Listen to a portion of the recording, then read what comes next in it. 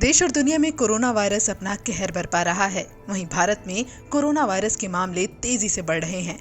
यहाँ पिछले 24 घंटे में कोरोना वायरस के 52,972 नए मरीज मिले हैं और 771 संक्रमितों की मौत दर्ज की गई है।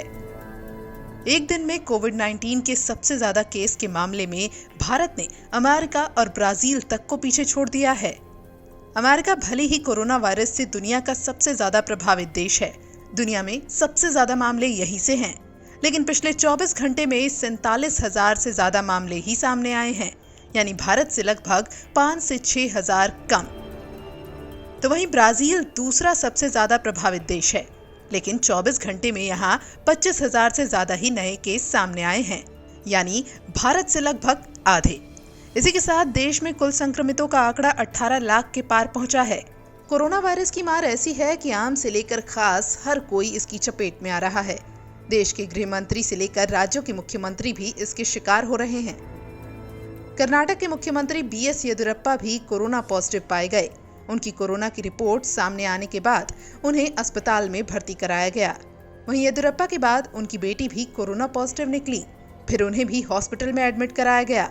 लेकिन कोरोना की चेन यहीं नहीं रुकी। इसके बाद सीएम येदियुरप्पा के ऑफिस में काम करने वाले 6 कर्मचारी भी कोरोना संक्रमित पाए गए।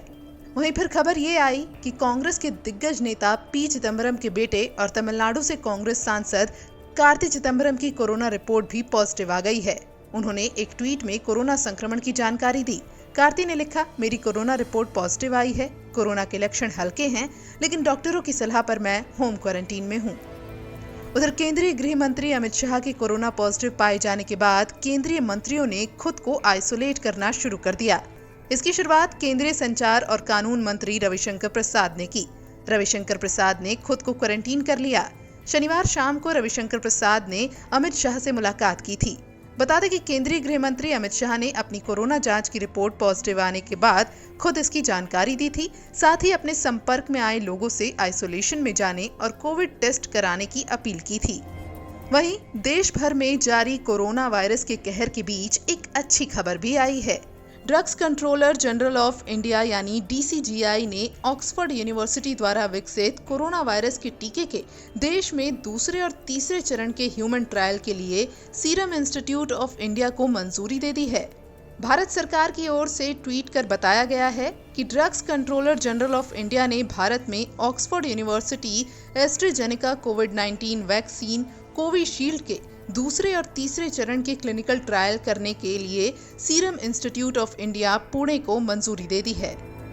दरअसल दूसरे और तीसरे चरण के परीक्षण के लिए सीरम इंस्टीट्यूट ऑफ इंडिया के आवेदन पर विचार करने के बाद एसईसी ने 28 जुलाई को इस संबंध में कुछ और जानकारी मांगी थी।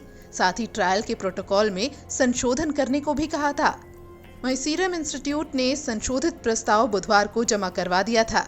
साथ ही यहाँ ये भी जानकारी दे दें कि ऑक्सफोर्ड की ओर से विकसित इस टीके के दूसरे और तीसरे चरण का परीक्षण अभी ब्रिटेन में चल रहा है।